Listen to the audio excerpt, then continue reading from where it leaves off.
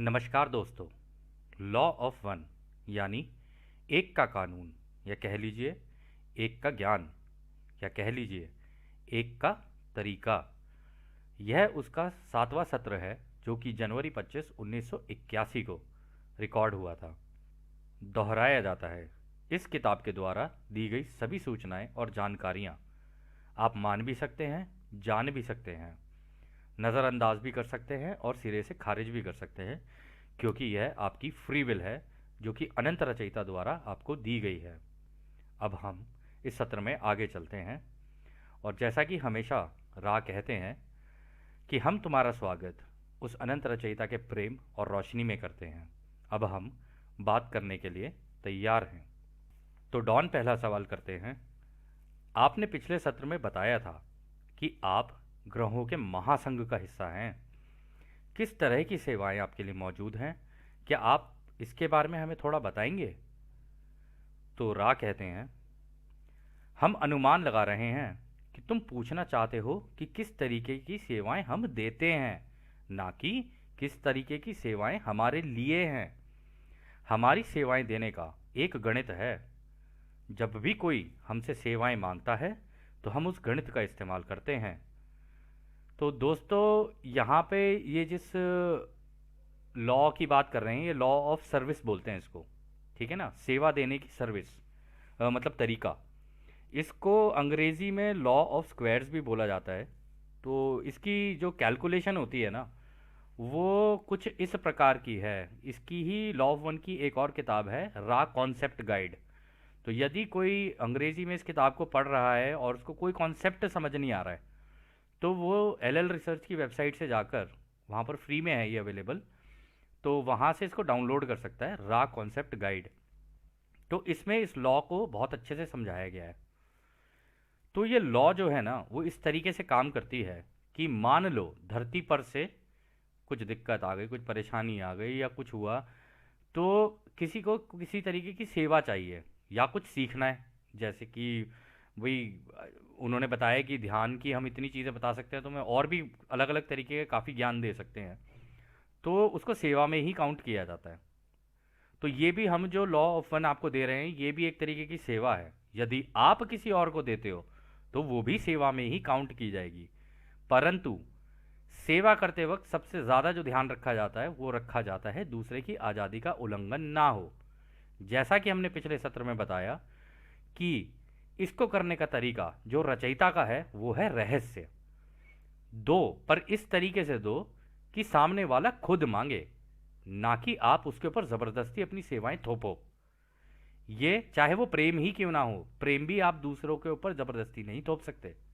तो ये इस तरीके से काम करती है। जो भी व्यक्ति सबसे पहले कॉलिंग, या फिर इसके लॉ ऑफ कॉलिंग भी बोलते हैं, सबसे पहले सेवा मांगेगा, उसको अनंत काउंट किया जाएगा। उसको ये नहीं माना जाएगा कि वो एक है, वो एक नहीं, अनंत काउंट किया जाएगा। और मान लो उसके साथ जुड़कर बिल्कुल उसी की जैसी सोच का, दूसरों की सेवा की भाव रखने वाला, वो उससे जुड़ता है, तो वो 2 इंटू 2, क्योंकि वो दो है, अब दोनों मिला के 2 हो गए, तो 2 इंटू 2 4 हो गए, यानी 2 गुणा 2 4। अब मान लो एक तीसरा और जुड़ गया, तो ये हो जाएगा 4, जो पिछला नंबर था उससे, उसको गुणा करो 2 से, तो आएगा 8। अगर मान लो एक चौथा और जुड़ गया, तो ये हो जाएगा 8 गुणा 2, यानी 16। हमने दोस्तों इसका एक सिमुलेशन एक नॉर्मल एक्सेल पे बना रखा है, जो कि हम आपको दिखा सकते हैं। तो हमने इसको इस तरीके से बनाया था कि ये लॉ ऑफ स्क्वायर्स काम कैसे करती है। परंतु इसके अंदर एक भेद और है। जितने लॉ ऑफ स्क्वायर लगती चली जाएगी, मान लो यहाँ पे जैसे इन्होंने 10 तक की कैलकुलेशन कर रखी है इस किताब के अंदर। 10 तक की कैलकुलेशन में इन्होंने जब किया, जब 10 लोग मिलके करते हैं तो उसका टोटल काउंट आता है 1024। यदि आप अपने घर पे इसको करके देखना चाहें तो कर सकते हैं, 1024 आया। परंतु अब इसमें एक भेद और है कि 1024 लोग अगर कॉल कर रहे हैं, मदद मांग रहे हैं, और पूरी धरती की, मान लो एक बार को मान लेते हैं कि धरती की पूरी जनसंख्या या किसी भी ग्रह की पूरी जनसंख्या, धरती की ही क्यों बात करें, जब पूरा ब्रह्मांड रखा हुआ है तो धरती, ब्रह्मांड की बात करें ना, धरती की बात करने का क्या फ़ायदा अभी फ़िलहाल के लिए। तो हम ये मान के चलते हैं कि हम 34 लेवल ले लेते हैं, मान लो 34 लोगों ने एक साथ मिलकर लॉ ऑफ स्क्वायर लगाई। तो हाँ 34 ने लगाई, मान लो कोई ग्रह अब इस केस में हेल्प मांगता है, कॉलिंग करता है महासंघ को, मतलब कन्फेडरेशन को। तो उसकी कैलकुलेशन ये होगी कि ये जो 34 लोग हैं ना जिन्होंने मदद मांगी है, उसको आपको भाग भी करना पड़ेगा उतने लोगों से जितने लोगों ने मदद नहीं मांगी है। यानी अगर इस 10वें वाले लेवल पे लेके चलते हैं, मान लो 10 लोगों ने कॉल की तो 1024 मानी जाएगी।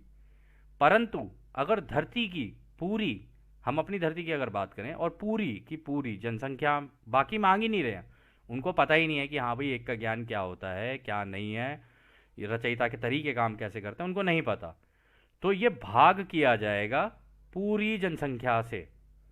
तो पूरी जनसंख्या से अगर आप भाग करते हो, हमने यहाँ पे 33वें लेवल पे देखा तो 8.5 बिलियन बन रही है पूरी जनता। 8.5 बिलियन मतलब 850 करोड़ लगा लो आप लोग। इससे अगर आप भाग करते हो तो ये जो नंबर आ रहा है ना, ये कुछ 1.19। तो कायदे से कन्फेडरेशन को ये पता चलता है कि अगर 10 लोग कॉल कर रहे हैं और 10 लोग के अलावा और कोई कॉल नहीं कर रहा है, तो असलियत में जो कॉल मांगी हुई है वो 1.19, यानी कुल मिला के लगभग 2 लोगों ने ही मदद मांगी है असलियत में। तो इसके लिए जितने ज़्यादा लोगों को एक का ज्ञान होता जाएगा और वो इस लॉ का इस्तेमाल करना सीख गए, और सबसे ज़रूरी बात कि उन सब के दिमाग, उनकी सबकी सोच दूसरों के सेवा की होनी चाहिए या सेवा की होनी चाहिए। अब इसमें ये दोनों तरफ लग सकती है आगे, ये जो सेवा का जो एक, ये जो मायाजाल है, जो खेल है, वो आपको आगे पता चलेगा। लेकिन ये लॉ ऑफ स्क्वायर बहुत इंपॉर्टेंट है, आप इसको समझ के चलिएगा। तो कायदे से देखा जाए तो 10 लोगों ने जब कॉल की तो एक्चुअल कॉल हुई केवल 2 लोगों के लिए। ठीक है, तो अब इसमें खैर हम आगे चलते हैं कि और राह क्या कहते हैं। यदि आप में से किसी को इसकी ज़रूरत हो तो आप अपने यहाँ पर कर सकते हैं इसको कैलकुलेट। एक बार को हम और दिखा देते हैं, हमने क्या किया, हमने यहाँ पे लॉ ऑफ सर्विस लगाया। ठीक है, पूरा वो पीपल और लेवल ऐसे लगाया हम लोगों ने, एक व्यक्ति, दूसरा व्यक्ति, तीसरा व्यक्ति, चौथा व्यक्ति। इसके अंदर कोई फॉर्मूला नहीं लगा हुआ है, अगर आप देखें यहाँ कोई फॉर्मूला नहीं है। यहाँ पे हमने देखा जो पहला व्यक्ति है उसको हमने अनंत यानी इन्फिनिटी काउंट किया। दूसरे लेवल पे हमने उसे 2 कर दिया, वो इसीलिए क्योंकि इसके हिसाब से दूसरे लेवल पे हम उसे 2 ही लेके चल रहे हैं। परंतु हमने आगे जाके इसका मल्टीप्लाई किया, इससे 2 से 2 को गुणा किया तो 4 आया, फिर हमने यहाँ 4 कर दिया। ठीक है, इक्वल टू करके हम ये वाली वैल्यू ले आए, यहाँ 4 कर दिया। 4 करके यहाँ पे फिर इसको खींचा तो ये 8 हो गया। ऐसे करते करते करते करते पूरी कैलकुलेशन हो जाती है ये। यदि अगर हम अभी नीचे के सारे हटा दें ना, ये अभी हटा दें, तो हमने पहले ही कैलकुलेशन करके रखी हुई थी कि यदि अगर किसी को दिखाना हो या कुछ हो, कोई जानना चाहता है, तो हम इस तरीके से दिखा सकते हैं इसको कि अब हमने जब ये दोनों फार्मूले लगा लिया, अब हम इसे खींचते जाएंगे ना ऐसे, तो ऑटोमेटिकली हमारी पूरी कैलकुलेशन हम लोगों को दे देगा निकाल के एक्सेल पे कि कितने हुए कितने नहीं हुए। 33वें लेवल पे जाके ये पूरी धरती के लोगों का बनता है। परंतु उस धरती के लोगों में से बाकी लोग अगर नहीं मांग रहे हैं सेवा, तो उनको सेवाएं प्रदान नहीं की जाएंगी, केवल 2 ही लोगों को सेवा प्रदान। मतलब जितना कैलकुलेशन आपने किया है, 34 लोग, 33 लोग बैठ गए अगर, ठीक है, तो तो पूरी धरती की जो जनसंख्या है उससे डिवाइड, आप यही मान के चलो कि नहीं पता चला किसी को, मानते किसी को नहीं पता ये एक का ज्ञान। तो 33 बैठेंगे ना, तब जाके ये पूरे के पूरे उस पर लगेगा, मतलब तब जाके ये एक व्यक्ति के लिए बनेगा। 34 लोग बैठ गए 2 के लिए, तब ज़्यादा के लिए हो जाएगा। तो काउंट आप ये अपने लेवल पे अपने घर पे कर लेना कि यदि पूरी धरती के लिए अगर सेवा मांगनी है तो कितने लोगों के दिमाग एक जैसे होने चाहिए जिनका सेवा भाव हो। अब वो सेवा भाव किसी भी डायरेक्शन का हो सकता है, ये अभी आप देखोगे आगे चल के। खैर हम इस पे ज़्यादा वक्त नहीं बिताते हैं, अब हम इसी सत्र में आगे चलते हैं। यदि आप में से किसी को कैलकुलेशन करनी है तो हम दोबारा दिखा देते हैं, इस तरीके से है, ठीक है। और आप इसे घर पे बैठ के भी इस कैलकुलेशन को कर सकते हैं, ये आपकी स्वतंत्र इच्छा है। तो आगे डॉन सवाल करते हैं, कहते हैं, इससे मैं यह अनुमान लगा रहा हूं कि क्योंकि हमारी धरती पर अलग अलग तरह की सोच के लोगों का मिश्रण है, इसलिए उनको संपर्क करने में आपको दिक्कत आ रही होगी। यहाँ कुछ लोग ऐसे हैं जिनको रचयिता की एकता का ज्ञान है और कुछ लोगों को नहीं है, इसलिए आप खुलकर सामने नहीं आ सकते और अपने होने का प्रमाण नहीं दे सकते। क्या हम सही कह रहे हैं?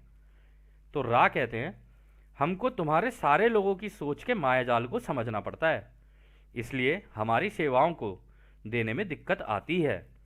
हालांकि हमारी किस्मत है कि रचयिता ने यह सेवा देने की गणित लगा रखी है, इसलिए इसका इस्तेमाल करके जब कोई हमारी मदद या सेवा मांगता है तो हम आ जाते हैं, वरना हमारे होने का इस वक्त कोई महत्व नहीं है। तो दोस्तों, ये जो लॉ ऑफ स्क्वायर्स है ना, ये कन्फेडरेशन के लिए कह लो या इस महासंघ के लिए बहुत ही इंपॉर्टेंट चीज़ है। मतलब अगर ये ना हो ना तो समझ लो किसी ग्रह की मदद नहीं की जा सकती।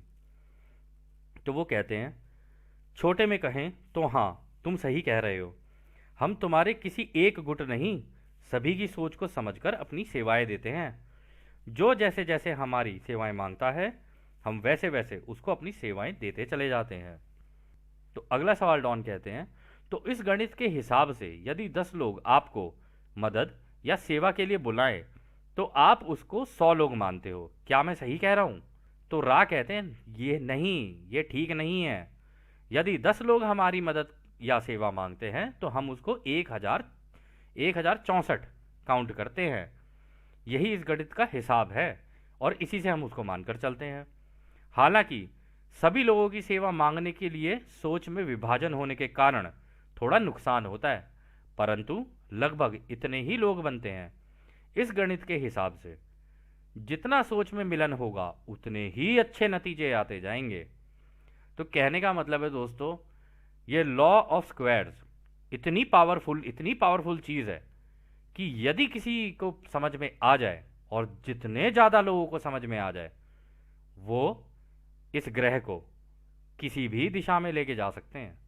ये लोगों के हाथ में है, ऐसा नहीं है किसी एक के हाथ में है। तो खैर, आगे डॉन कहते हैं, अभी आपकी सेवाओं के लिए कितने लोग धरती से मदद मांग रहे हैं? तो रा उस ज़माने के हिसाब से, मतलब 1981 के हिसाब से भी बताएंगे, केवल हमको यानी रा को धरती से 3,52,000 लोगों ने मदद मांगी है और पूरे संघ से 63 करोड़ 20 लाख लोगों ने मदद मांगी है। तो दोस्तों, 1981 में 63 करोड़ 20 लाख लोगों ने पूरे महासंघ से मदद मांगी थी।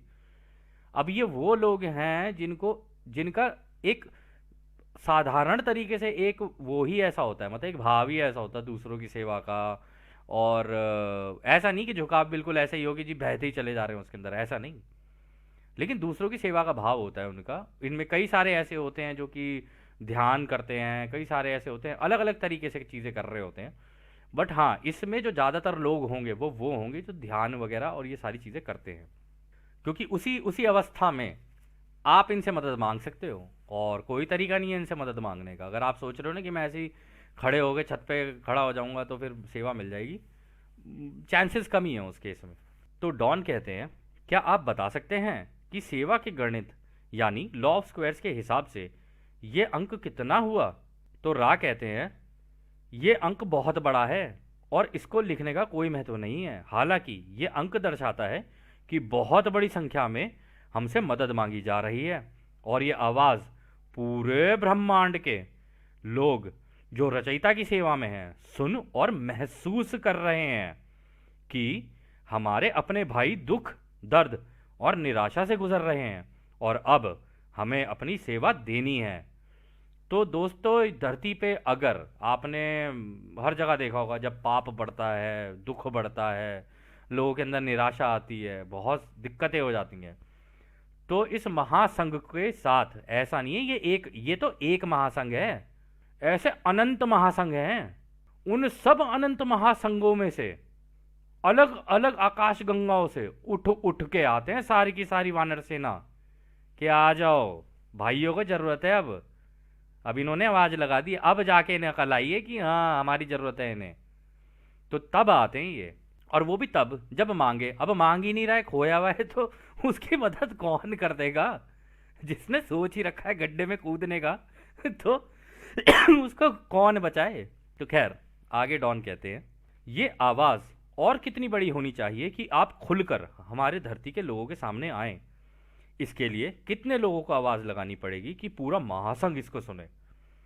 तो रा कहते हैं, हम इसका अंदाजा इससे नहीं लगाते कि कितने लोग हमें बुला रहे हैं, बल्कि हम अंदाजा इस बात से लगाते हैं कि कितने वो गुट हैं जो अनंत रचयिता की एकता और उसकी अनंत बुद्धिमानी को हर चीज में देखते हैं, और जिनके दिमाग में विभाजन ना हो। ऐसा कम ही हुआ है अभी तक, पर कुछ गुट ऐसे मिले हैं हमें कभी कभी। जब ऐसा होता है तो हमारी सभ्यता या सभ्यताएं जो रचयिता की सेवा में काम करते हैं और समझते हैं कि इस गुट को किस तरीके की मदद देनी चाहिए, तो इस प्रस्ताव को ग्रहों के महासंघ या कह लो परिषद या कह लो समिति के सामने रखा जाता है। अगर इसकी अनुमति मिलती है तो क्वारंटीन हटाई जाती है और हम मदद के लिए अपने अंतरिक्ष विमानों में या कह लो स्पेस क्राफ्ट्स में या कह लो यूएफओज में और अलग अलग तरीकों से प्रकट हो जाते हैं। तो दोस्तों आप देख लो, ऐसा नहीं है कि वहां पर भी एक तरीके का सिस्टम ही है, रचयिता ने भी जो बना रखा है ना, एक सिस्टम है। बट उस सिस्टम के अंदर कुछ तरीके हैं कि भाई फ्री विल, ये सारी लॉज हैं, बनाए हुए तरीके हैं रचयिता के कि इस तरीके से काम करेगा ये। और क्योंकि उन्होंने ये बोल रखा है कि हम तो सारे टेलीपैथी से कनेक्टेड है, तो झूठ का तो मतलब होता ही नहीं है। टेलीपैथी, कई लोगों को ऐसा लगता है कि टेलीपैथी ये होता है कि भाई मस्तिष्क से मस्तिष्क में बस बात हो गई। टेलीपैथी ये नहीं होती। मान लीजिए आपको टेलीपैथी, आप और मैं टेलीपैथी से कनेक्ट हैं, या हम सारे के सारे टेलीपैथी से कनेक्ट हैं, तो जो भी चीज एक व्यक्ति महसूस भी कर रहा होगा ना किसी भी तरीके की, वो सारे ही महसूस करेंगे। किसी एक को डर लगा तो सभी को डर लगेगा, कोई एक खुश हुआ तो सभी खुश होंगे। ये इस तरीके की चीज हो जाती है। और एक ने किसी भी तरीके का अनुभव लिया तो वो सभी का अनुभव हो जाता है। और जब इस तरीके से टेलीपैथी हो जाती है ना, तो होता क्या है कि अनुभव करता तो एक है, लेकिन सबको मिलने के कारण ना पूरी की पूरी सभ्यता ही खिंच के आगे निकल जाती है। ऐसा नहीं होता कि कोई इधर भाग रहा है बंदर की तरह, कोई उधर भाग रहा है, कोई इधर यहाँ अटका पड़ा है, कोई वहां अटका पड़ा है, ऐसे नहीं होता। पूरी की पूरी सभ्यता ही निकल जाती है आगे। और ये ही वो कारण है कि कई तीसरी घनत्वता के और ग्रह बड़ी तेजी से आगे निकले, क्योंकि उन्होंने ये जो टेलीपैथी जिसे बोलते हैं ना, कई लोग इसे टेलीपैथी बोलते हैं, बट ये कई लोग इसे सुपर नेचुरल पावर बोलते हैं, परंतु ये सिद्धि होती है अपने आप में, और ये कोई सबके अंदर होती है, कोई भी एक्टिवेट कर सकता है इसको। तरीके होते हैं इसके, मतलब मेडिटेशन से ही होता है, लेकिन हाँ इसके तरीके होते हैं। इस समिति या परिषद के लोग कौन होते हैं? तो रा कहते हैं, ये लोग महासंघ से ही चुने हुए प्रतिनिधि होते हैं, और कुछ इनमें वो भी हैं जो तुम्हारी धरती के अंदर नीचे भी होते हैं, जिनकी जिम्मेदारी तुम्हारी तीसरी घनत्वता का ध्यान भी रखना होता है। उनके नाम लेने जरूरी नहीं है, परिषद के लोगों में नाम का कोई काम नहीं होता, क्योंकि सबके नाम नहीं है। तो दोस्तों, एक पिछले सेशन के अंदर रा ने एक चीज बड़ी क्लियर की थी, कह रहे दुख तकलीफ और इन सब चीजों के आने का जो कारण है ना, वो है पहचान। किसी भी तरीके की पहचान है ना, तो दुख तकलीफें तुम्हारी जिंदगी में आनी ही आनी है, चाहे तुम जितनी मर्जी कोशिश कर लो। और यहाँ पे उल्टा है, यहाँ पे क्या है कि महासंघ में किसी का नाम ही नहीं है, और सारे के सारे टेलीपैथी से जुड़े हुए, और एक की मदद कर, मतलब एक को पता चलेगा कि भाई ये मांग रहे हैं, तो सभी को ही पता चल जाता है कि हाँ इस ग्रह से आ रही है भाई साहब, प्रॉब्लम होगी है इस ग्रह में, यहाँ पे दिक्कत आ गई है। और यहाँ पर ये जो कह रहे हैं ना धरती के नीचे, तो आप में से कई लोगों को नहीं पता होगा, ये वास्तविकता भी है कि धरती के नीचे भी कन्फेडरेशन के मेंबर्स रहते हैं, और उन वो इतनी हाईली एडवांस सिविलाइजेशन है कि वो धरती के नीचे रह के ना अपना खुद का एक कमरे के अंदर सूरज भी बना सकते हैं, या अगर बहुत बड़ा एरिया हो या बहुत बड़ी जगह हो तो उसके अंदर अपना सूरज भी बना सकते हैं। हालांकि ये कोई बहुत बड़ी चीज़ नहीं है सूरज बना लेना, अभी आप लोगों को शायद ये आपकी जस्ट जानकारी के लिए है कि चाइना ने सूरज और अभी चंद्रमा दोनों बना लिए इलेक्ट्रोमैग्नेटिक फील्ड्स का इस्तेमाल करके। अब क्यों बनाए हैं, क्या बनाए हैं, वो रा भैया आगे बताएंगे। लेकिन अभी फिलहाल के लिए हम इसको यहीं पर करते हैं। तो आगे रा कहते हैं, जो समिति निरंतर सत्र में बैठते हैं, मतलब इस समिति के बारे में बात हो रही है कि ये समिति निरंतर सत्र में बैठते हैं, उनमें 9 चुने हुए प्रतिनिधि बैठते हैं। दोस्तों ये 9 चुने हुए प्रतिनिधि वो होते हैं जो आपस में ही सबने चुने होते हैं, और वो भी टेलीपैथी में बहुत, उनके पास भी सारी सिद्धियां होती हैं, लेकिन वो डायरेक्ट कनेक्शन में रहते हैं ऊपर हायरार्की के अंदर। हायरार्की नहीं कह सकते आप इसको, क्योंकि जो रचयिता की जो सोच में चल रहा है ना, वो इनको सबको पता होता है कि रचयिता क्या सोच रहे हैं इस वक्त, मतलब इतनी इतनी एडवांस सिविलाइजेशन है। तो वो कहते हैं, इसको सत्र समिति या सत्र परिषद बोलते हैं। जब भी जरूरत पड़ती है तो इनको सहायता देने के लिए 24 लोगों की एक और समिति होती है जो ईमानदारी से इनके काम को देखती है। इनको गार्जियंस या अभिभावक या रक्षक कहते हैं। तो ये 24 रक्षक होते हैं दोस्तों, जो ग्रह का पूरा ध्यान रखते हैं, ग्रह का नहीं पूरे सौर मंडल का पूरा ध्यान रखते हैं ये, कि किस ग्रह पे क्या चल रहा है।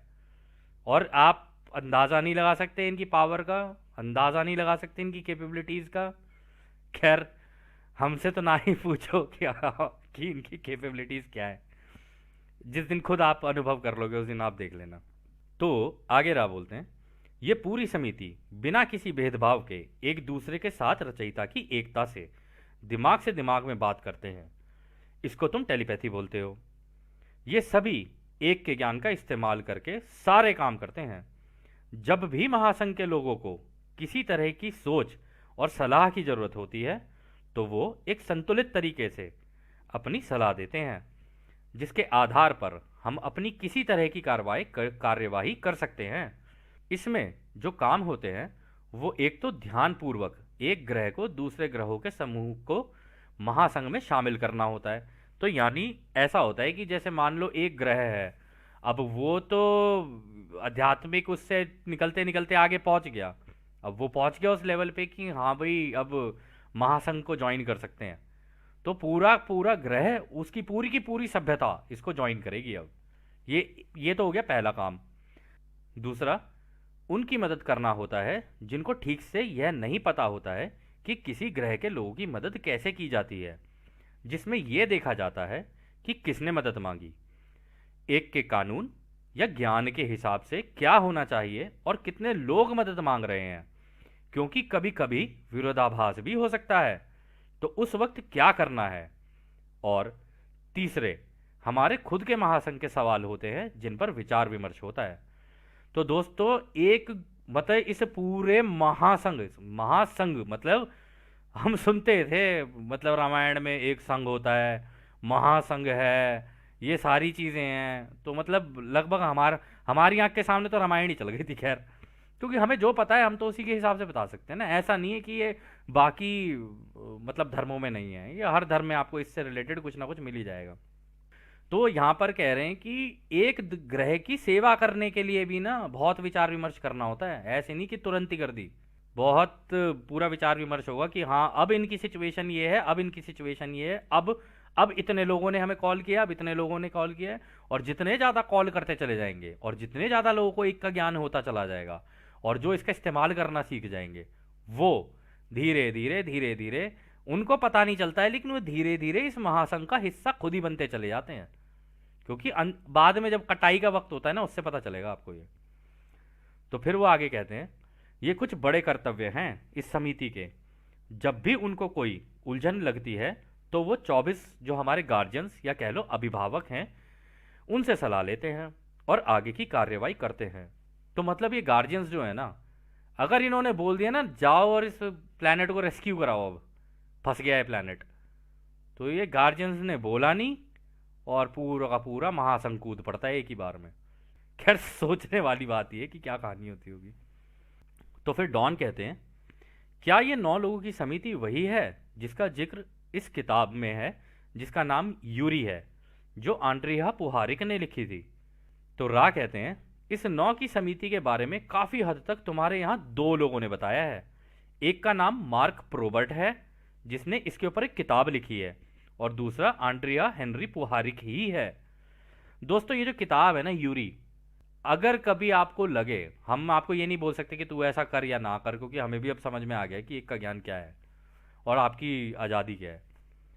तो कभी अगर आपका मन हो तो आप कोशिश कर सकते हो, ये आपकी चॉइस पे ही होगा, कि आप इस किताब को पढ़ो। आप हंसते हंसते लोट पोट हो जाओगे अगर आपने किताब सच में पढ़ ली तो।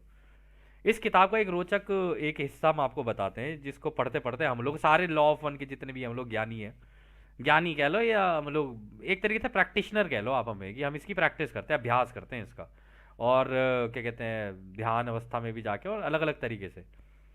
तो एक बड़ी रोचक कहानी थी उसके अंदर की, आंड्रिया पुहारिक इनके कांटेक्ट में आ जाता है, मतलब महासंघ के, कन्फेडरेशन के।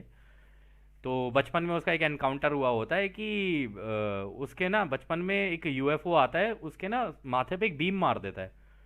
उसके बाद से उसकी जितनी भी कुछ होती है ना मैजिकल पावर, सारी जागृत हो जाती हैं उसकी, जितनी भी उसकी शक्तियां होती हैं सारी जागृत हो जाती हैं। तो ऐसी कुछ सीन चल रहा होता है, तो वो सीन बड़ा रोचक था। तो ये होता क्या है कि आंड्रिया, ये क्या कहते हैं, यूरी जेलर जो है, अगर आपको इसको चेक करना चाहो तो यूट्यूब पे इसकी एक छोटी सी सीरीज है, यूरी करके, यूरी जेलर करके। उसमें इसने कई चीज़ें बताई हैं जो कि काफ़ी रोचक है, काफ़ी मतलब और महत्वपूर्ण भी है। तो उसमें क्या होता है, ये होता किसी होटल के पास है, अपनी शायद किसी प्रेमिका के साथ होगा। तो वहां पर होता है और वहां से गायब हो जाता है एकदम से, और शीशा तोड़ के एंड्रिया के घर के अंदर जाके गिरता है। ये आंड्रिया इसका दोस्त है, दोस्त मतलब ये साइंटिस्ट है। आंड्रिया पोहारिक इसी तरीके की पैरानॉर्मल एक्टिविटीज और इन सब चीज़ों के अंदर इसकी काफ़ी रुचि थी। तो इनका अपना खुद का एक समूह था। तो ये वहां से गायब होता है, उसके यहाँ पे निकल आता है। आंड्रिया इससे ये पूछ रहा होता है, तू यहाँ कैसे आया? तो वो कहता है कि यार मैं तो अभी तो होटल में था, मैं यहाँ क्या कैसे आ गया? तो ये जो चमत्कारी चीज हुई ना, इसके साथ वही हुआ कि इसी हवा में गायब हो गया, और वहां से तुरंत वहां से निकला और यहां से आ गया निकल के एकदम।